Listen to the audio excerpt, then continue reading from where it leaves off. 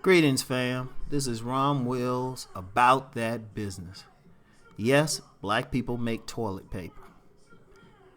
Yeah. Now, if y'all check out the thumbnail, that's a picture from the website of Freedom Paper Company. It's a light manufacturer of paper products in the Maryland area. A black-owned manufacturer.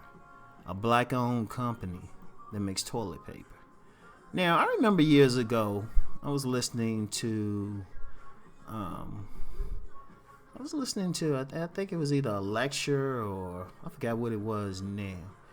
But, and it was a well-respected lecturer. And he was saying, a lot of times, especially in the black conscious community, you have people who make pronouncements of not so much what we are doing, but what we're not doing. I don't understand the psychology of it. Maybe it's to get us to do stuff. But I remember one of the things he said, black people don't even make their own toilet paper. Au contraire, my frère. This company, and I actually, if I had an interest in selling paper products, and who knows, maybe one day I might, because this particular company, if you check out their website, they actually offer business opportunities. You can get some stuff from them wholesale, and I strongly suggest anyone interested, if they're just looking for something to sell, or they maybe have a little spot, maybe at a flea market or even like a small store, check them out. Because black people are making it, and that's just one company. I'm not even sure. If I look hard enough, I might be able to find several more. Because the whole point wasn't about toilet paper.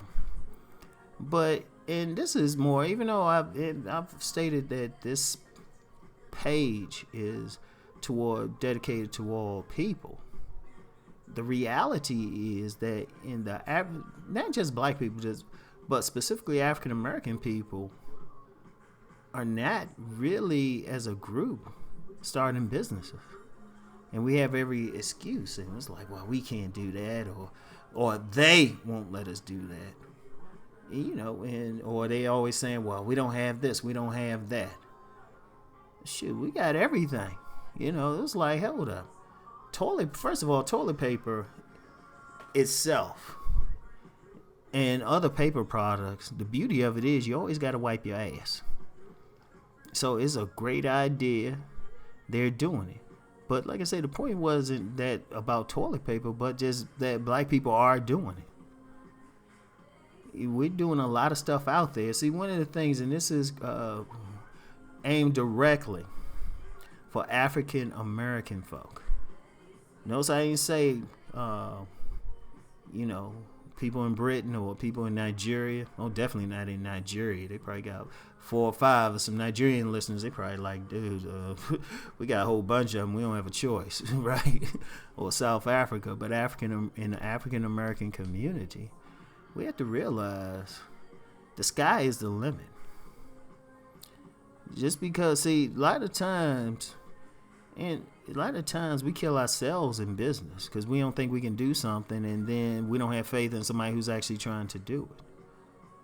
And this ain't something we can put on. We can't say, some people say, well, the white man. It's like, no, the white man ain't stopping you. First of all, if you got a good business, shoot, they're going to support you. I remember when I lived in Columbia, Maryland. Not Columbia. Oh, shoot. Oh, God, I'm blanking. No, it was Virginia. It was Arlington, Virginia.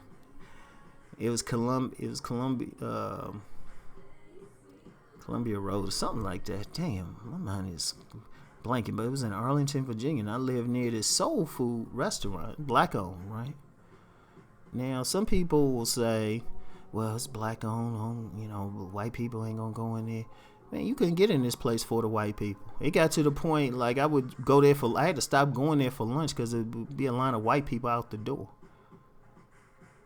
we can't use like, oh, they gonna stop us. They be trying to get up in there. They ain't trying to take it over or anything. Shoot, if you got a good product, everybody is gonna support you. But we gotta get out that mindset. And I know that, like I said, this channel's for all folks, but I gotta especially speak to the African American folk. The political climate is not, everybody isn't for that diversity thing. Some corporations, trust me, if they need to, they'll figure out ways around stuff. The best avenue is to take care of ourselves, create businesses, and everybody will support the business if you got a good product. And there shouldn't be any limit on what you can do. Don't think, oh, well, black people don't do that. I ain't going to get into that. Well, they making toilet paper. Well, you have to, and I could call the lecturer's name, but, I actually like the guy and respect him. Just disagree with him on this one because I found proof of otherwise with what he was saying. But we just got to, as a group, we got to stop looking at everybody else and just build. And don't feel like we're limited by anything. Because there's a lot of opportunity out there. We can build anything. We work for a lot of these companies anyway. We see in the process. Who's to say a group of black folks can't get together and say, hey, let's put together a nice department store, a nice shopping experience for people, all people. And see, that's another thing too. Because sometimes you do get some black folks who put something together. But then there's other black folks who get mad at them. Like with that recent thing with Shea Moisture, if they try to expand beyond the community. I'm like, yeah, they need to expand. Why limit it? Don't get so caught up in your own world. Shoot, somebody else like your products too. Because really, the world of the future, the world of the future is becoming more interconnected. The world of the future is not going to be, I don't care what happened in the news, all of that. If you really look at things, it's not even going to be about city-states. It's going to be about organized groups. And those groups are doing business with each other. Like one of the most powerful organized groups is overseas Chinese. Not the people who actually live in China, but overseas. You go to any Chinatown in America and see that. And they doing business with everybody. So don't we gotta look at ourselves and say, hey, we can do this. So anyway, though, I put a link to Freedom Paper Company. Check it out. And as you checking it out, this is for my African American listeners, because I know I got some Nigerians. They saying they ready to take it over. It's like, oh yeah, you got that? Oh, okay, shoot. Yeah, you got some Sinhalese and you got some Jamaicans. Shoot, I don't have to tell them about business. They can come on here and tell me about business. But for my African American folk, yes, we make toilet paper. And shoot, if they can do that, we can do whatever. So yeah, check out that site though. Like I said, it might be a few of you might do some vending, might got a little spot at a flea market, or maybe even have like a little corner store or something. Check it out. Get their products in there. At least check it out. I'm quite sure if they're good business people, they'll send you a sample. They'll send you say, hey, let me try this out. And shoot, like I said, and I'm gonna be honest. I'm like looking at that thinking, what could I do? Undercut it. It'd be easy. You sell a pack of toilet paper for $1 or something.